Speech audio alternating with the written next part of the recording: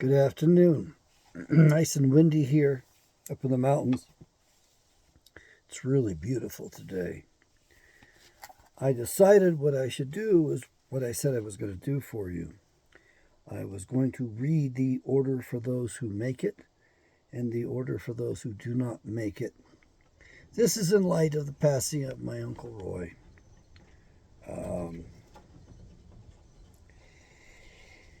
We're in 2 Esdras, chapter 7, and we have 2 different books out for this. The first one is the Apocrypha. This is the little red book. I paid $7 for it. The last I checked, these were $12. I wanted to get another one, but I just have this one, and it's marked up and dog-eared. And 2 Esdras, in this version, it's footnoted. This is from the Latin Vulgate. And we, here in chapter 7, we end at verse 70. However, the verses up to that point differ from the verses in this other version. This is a modern English version that I have, and this is the one you want to get if you can find it. I think it's if you look at Amazon, they'll tell you a newer edition is available, but it's not the one you want. This is the one that you want. This is the augmented 3rd edition. I was getting these for $36 a pop. Last I checked, you can't even get them at twice that. So this is the new Oxford Annotated Bible, New Revised Standard Version with the Apocrypha, College Edition. An older friend of mine who's read more Bibles than anybody else I know, I told him I needed a modern version of the Apocrypha, modern English, because the King James one just wasn't doing it for me. And this is the augmented 3rd edition, Michael Coogan, editor. And this is copyright 2007. This is the one you want. The newer one you do not want. The spirit is not in the New Revised Standard. I'm sorry, but it's just not in this. But it's still useful because it's modern English. One of my goals, if I ever was to have the resources, would be to produce this in modern English in a more accurate one with the spirit in it. But the problem we have are the sources of the manuscripts. It appears the original King James, they used an inferior one with fewer verses. And so what I want to cover for you is what's not covered for you in the original King James. And it's covered here in the newer one, the 2007 versus the 1611.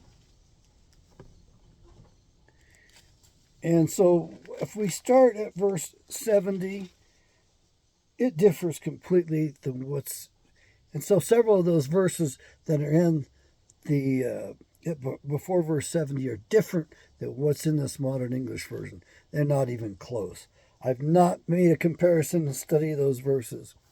I was just happy when I discovered that this new version, picks up, goes from verse 70, 71, all the way to, let's see, all the way to verse 140.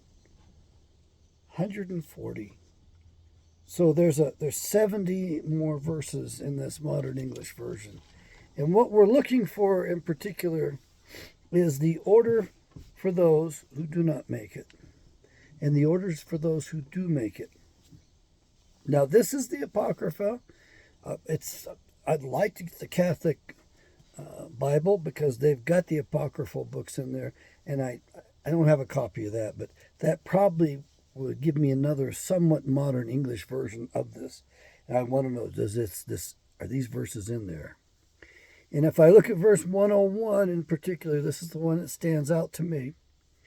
And he said to me, they shall have freedom for 7 days, so that during these 7 days they may see the things of which you have been told, and afterwards they shall be gathered in their habituations. And then they'll rest until the next judgment, until the resurrection. And so they'll have freedom for 7 days after they pass away and leave this body. Freedom for 7 days to travel. And my maternal grandfather, Archie Charette, visited me. Seems like within an hour of passing. So he stopped by and visited me. He was happy as could be. He was going to go see his wife. That to me indicates that he made it. He was free to travel to see me. And he said he was going to go see his wife. So I assume they both made it. They both lived quite modest lives. My grandfather worked in a shoe factory. My mother was embarrassed by her father, and it took her years before she realized how great he was. And he was a great man. He was extremely talented. He had the most amazing set of tools. They were highly organized. He did almost all of his own work. He was extremely skilled. He's a short man, not very tall in stature. He was, French Canadian and Micmac Indian, I think, anyway. And my mother was Polish, 100% Polish. My grandfather worked in the shoe factory, and when he came home, he had glue on his hands and glue on his clothes. And, he worked in the shoe factory, which no longer exists in Newmarket. It's a really honest man and a really noble man. And I loved visiting them because it was a certain warmth. But there were other things going on. My grandfather liked to have his whiskey at 5 o'clock every day, at least as far as I remember. I don't know how much he had. Not very much. And I know that he and his wife smoked cigarettes for quite a bit. My mother did as well. They gave that up after a while. We sat on the piazza on the porch, which they had built onto the house. I'm sure my grandfather built that.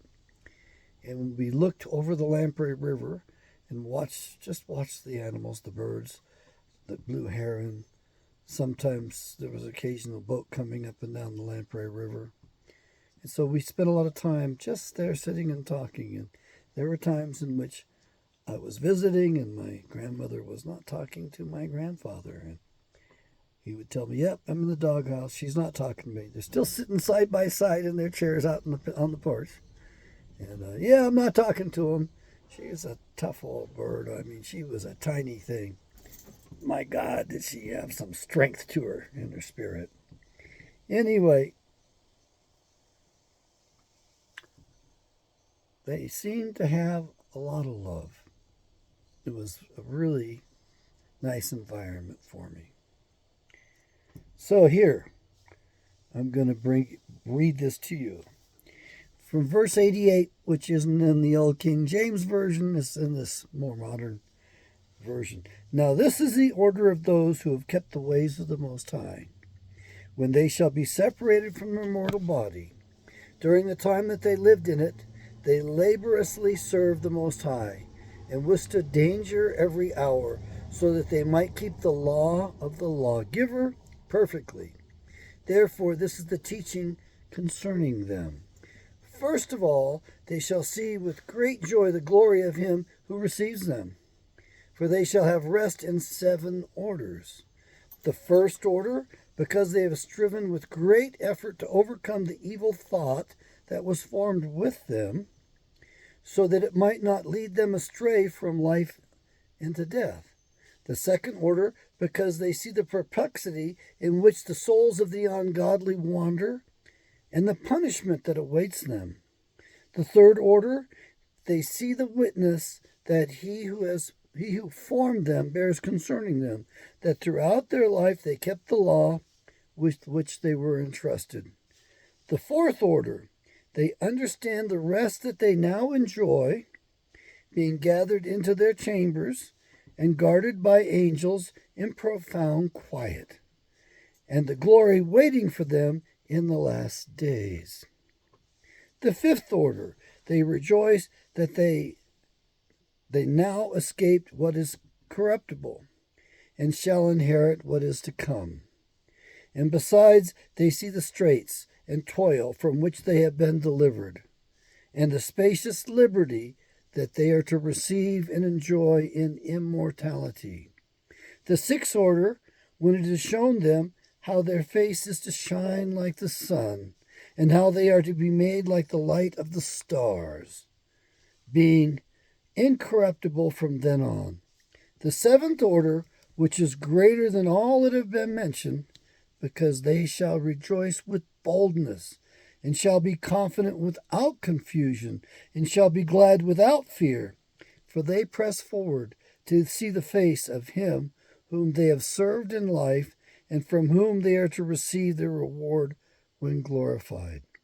This is the order of the souls of the righteous, as henceforth is announced, and the previously mentioned are the ways of torment that those who would not give heed shall suffer hereafter. Then I answered and said, this is Esdras, will time therefore be given to the souls after they have been separated from their bodies to see what you have described to me? And he said, they shall have freedom for 7 days, so that during those 7 days they may see the things of which you have been told, and afterwards they shall be gathered in their habitations. And I answered and said, if I have found favor in your sight, show further to me, your servant, whether on the day of judgment the righteous will be able to intercede for the ungodly, or to entreat the Most High for them. Fathers for sons, or sons for parents, brothers for brothers, relatives for their kindred, or friends for those who are most dear. And he answered me and said, since you have found favor in my sight, I will show you this also. The day of judgment is decisive, and displays to all the seal of truth. Just as now a father does not send his son, or a son his father, or a master his servant, or a friend his dearest friend, to be ill, or sleep, or eat, or be healed in his place, so no one shall ever pray for another on that day. Neither shall anyone lay a burden on another, for then all shall bear their own righteousness and unrighteousness. And I answered and I said, how then do we find that first Abraham prayed for the people of Sodom, and Moses for our ancestors who sinned in the desert, and Joshua after him for Israel in the days of Achan, and Samuel in the days of Saul, and David for the plague, and Solomon for those at the dedication, and Elijah for those who received the rain, and for the one who was dead that he might live, and Hezekiah for the people in the days of Sennacherib, and many others prayed for many. So if now, when corruption has increased and unrighteousness has multiplied, the righteous have prayed for the ungodly, why will it not be so then as well? He answered and said, this present world is not the end. The full glory does not remain in it. Therefore, those who were strong prayed for the weak. But the day of judgment will be the end of this age and the beginning of the immortal age to come, in which corruption has passed away, sinful indulgence has come to an end, unbelief has been cut off, and righteousness has increased, and truth has appeared. Therefore, no one will then be able to have mercy on someone who has been condemned in the judgment, or to harm someone who is victorious.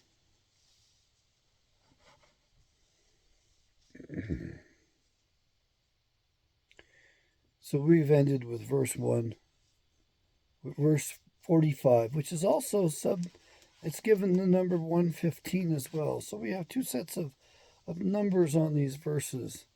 And I don't know where that started at, where the subsets started at. But they appear to have started on,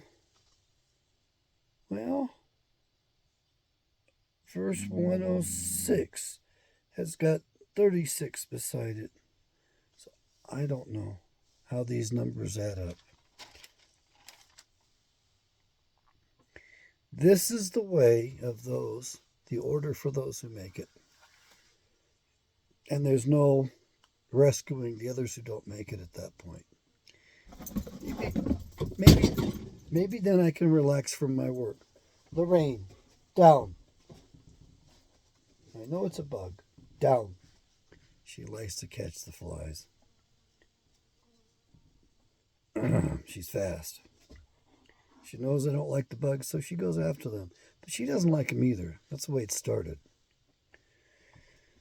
And of course, I applauded her for doing it.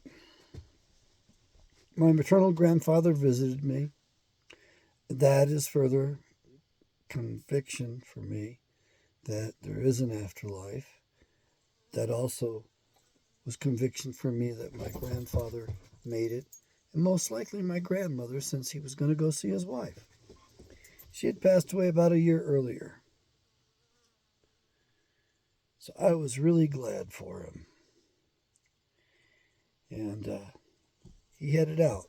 I went back to sleep. My mom called me the next morning telling me she had news for me. I said, Mom, I already know. You do? Yes.